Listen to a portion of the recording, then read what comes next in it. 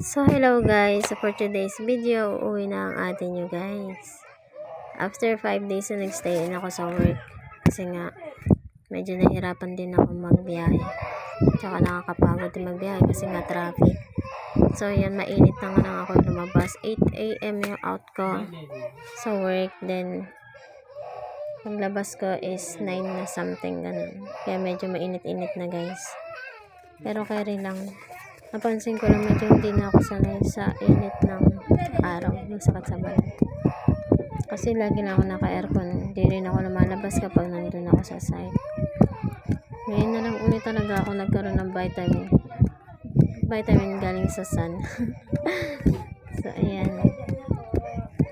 So, medyo masakit ngayon tiyan ko dito guys. Sa gabi pa. Kaya nagpunta ako kanina sa clinic. Kasi feeling ko bumabalik yung sakit ko dati. Pero thanks God naman kasi nabigyan ako ng gamot at nawala naman yung sakit. So yan, grabe ang init dito. Medyo malayo pa yung lalakarin ko palabas sa puntang gate 2 kasi nga nasa building L ako guys. Nandito nga ako sa hallway. So tatawid pa ako ng kabila. Then kabila. So medyo malayo-layo pa. So makikita nyo dyan wala ganang tao kasi nga Sabado. So mas marami atang walang shift ng Sabado.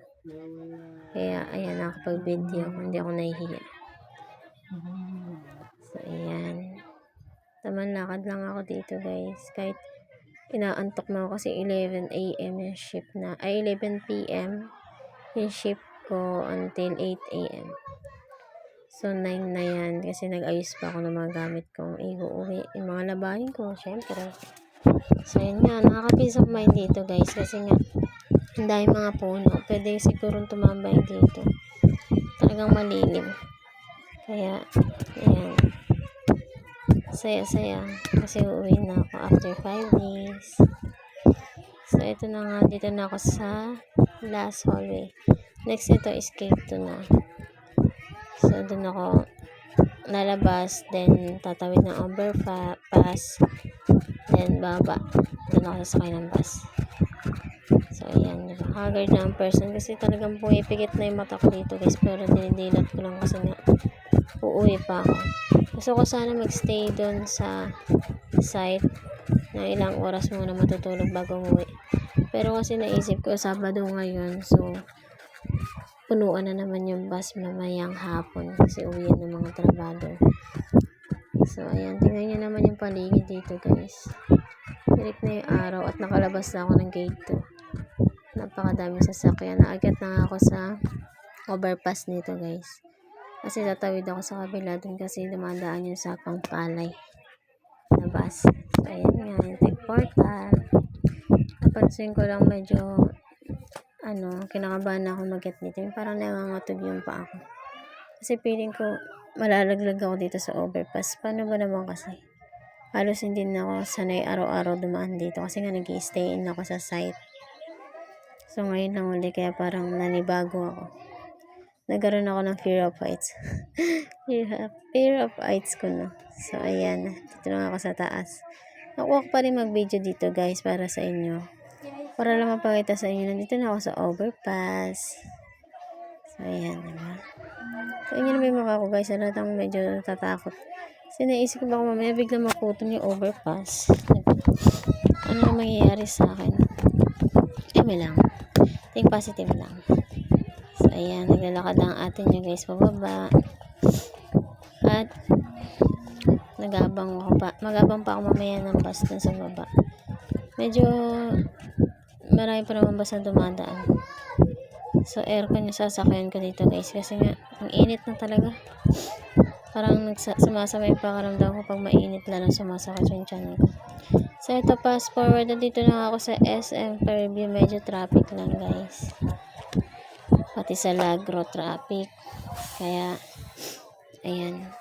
SM City Fairview pa lang ako. Pero malapit-lapit na din yan sa katotohanan. Makakauwi na ako. Pasensya na po kay ate. Natutulog na pala si ate. Ang init dyan guys kahit aircon yan sa totoo lang. Kasi isa lang yung aircon na gumagana. At nakatapat pa yan kay ate na katabi ko. Kaya naman kung kukunin ko. Baka magising siya na initan. Yari ako niyan. Eme lang. So, ayan nga, SM City Fairview. Then, almost 1.5 hour lang naman ata akong gabiyahe ngayon. Kasi wala namang ganang traffic. So, ayan. Makikita niyo yung mga building dito, guys. Ang gaganda. Dati dyan ako mababa sa terraces. Kasi, nag-sales lady din ako dito, guys.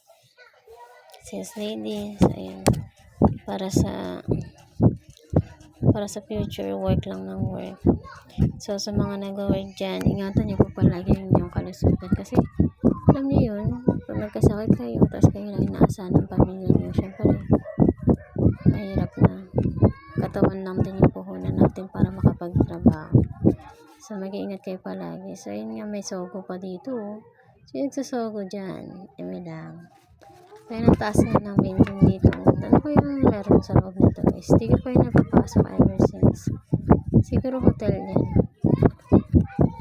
Ayan. Only Legend knows lang ata na nakapasok dyan. So, ayan, diba? Taas niyan. So, yun lang, guys. Bye-bye. Mag-iingat kayo palagi.